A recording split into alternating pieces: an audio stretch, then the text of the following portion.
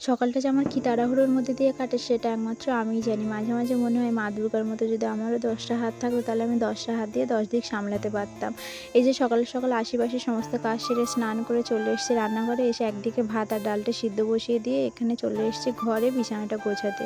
এখন যেহেতু সকালে করে রাজা মর্নিং ওয়াকে যায় তো তার জন্য বিছানাটা একদম ফাঁকাই থাকে। আর সোনা তো সকালবেলা উঠেই আর কি ওর ঠাম্মুর কাছে চলে যায়। তো তার জন্য রান্নার ফাঁকে যেটুকু টাইম পাই সেটুকু মানে সেই টাইমগুলোতে আমি নষ্ট না করে বিছানা-টিছানাগুলো গুছিয়ে রাখি বা ঘরে বাদবাকি যে কাজগুলো থাকে সেগুলো করে রাখি।